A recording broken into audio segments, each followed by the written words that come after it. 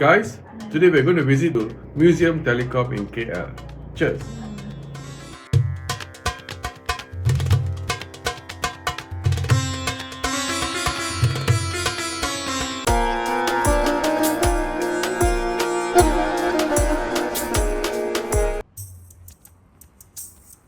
So now we are visiting the Muzium Telekom, an old telecommunications building which has been converted into a museum right in the heart of KL.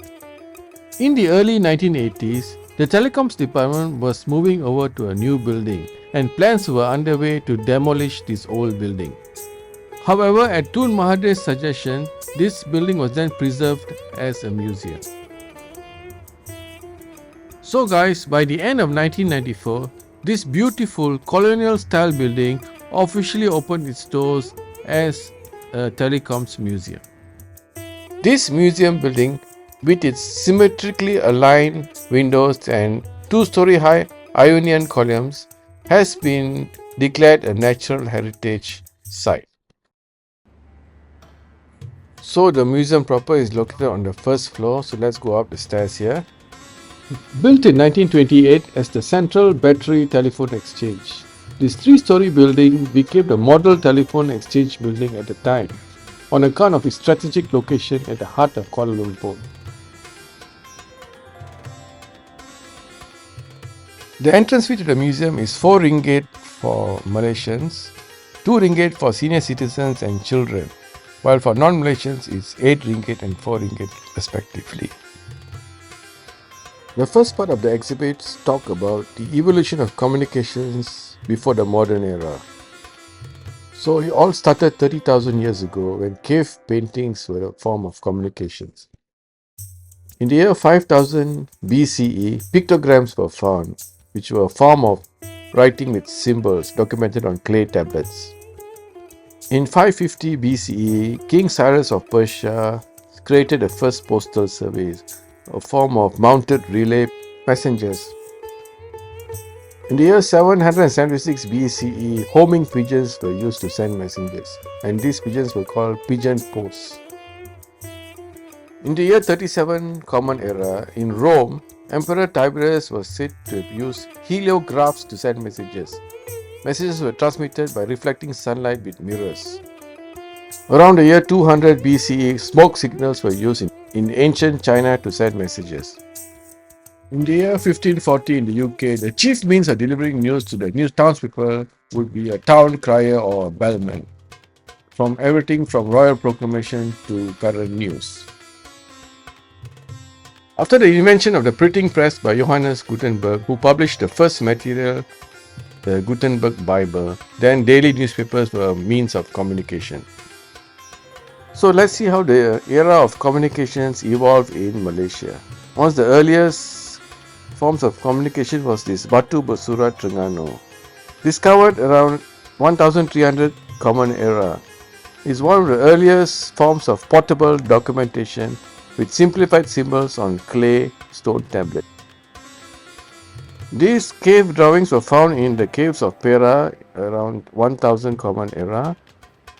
Sampans or small wooden boats are a form of communication as well. Another form of communications were messenger boys, which would deliver information on foot. Ketok was a traditional hollowed out instrument which was hit in a knocker to mark prayer times or as a warning if there were attacks by intruders.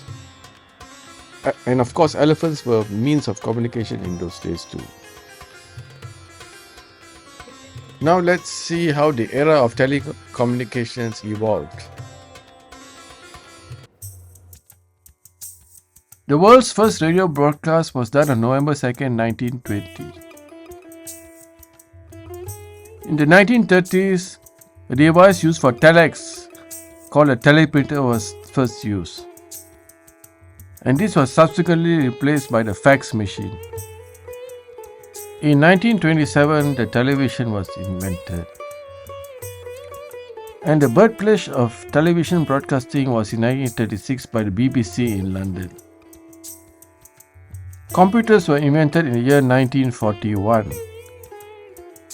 And in 1957, the Russians launched the first satellite, the Sputnik 1. In 1973, Martin Cooper invented the first practical mobile phone. Timothy John Berners-Lee was known as the inventor of the Internet in 1989, and he was knighted by Queen Elizabeth II. In 1832, Samuel Morse invented the Morse code, a series of dots and dashes to send messages. And then with the arrival of electricity in 1837, the electric telegraph was invented. Marconi is known as the inventor of the radio in the year 1896. And of course, everyone knows Alexander Graham Bell, who invented the telephone in 1876. What about a bird of communications in Malaysia? In the 1870s, the first underground submarine cable was laid from Indonesia to Malaysia, and in 1879 expanded to London. And in 1885, the first rail service was started between Taiping and Port Vale. And this model here shows how in the 1870s, the first telegraph lines were laid between Taiping and Penang for easier communications. So in Malaysia, in 1917, the first telephone service was started at the Raffles Hotel in Singapore. And in 1928, the first telegraph service was started. And the first radio broadcast was done in 1931. The first wireless radio station was started in 1926.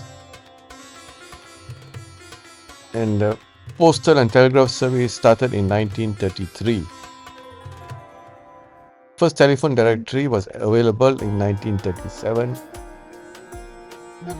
And in 1946, the Jabatan Telekom Malaysia was established. These are two models of telegraph operators, one receiving and one sending messages. And this is a simulation of a telephone switchboard which was manned by female operators in those days. And this was a model of a telegraph clerk who used to send telegrams to the house in those days. The museum also had models of old telephones right up from those days until the current modern ones.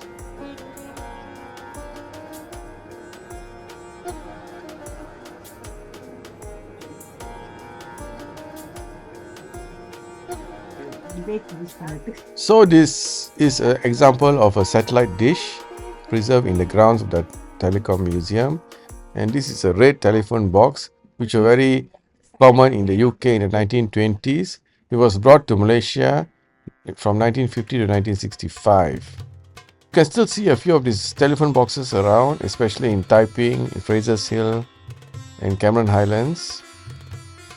Although you see me holding the telephone here, but all these phones do not work anymore. And finally, there's this giant model phone here, which were used by telephone operators in those days. Well guys, I hope you enjoyed the trip to the Muzium Telekom in KL. Till next episode from Life Starts at 50. Cheers.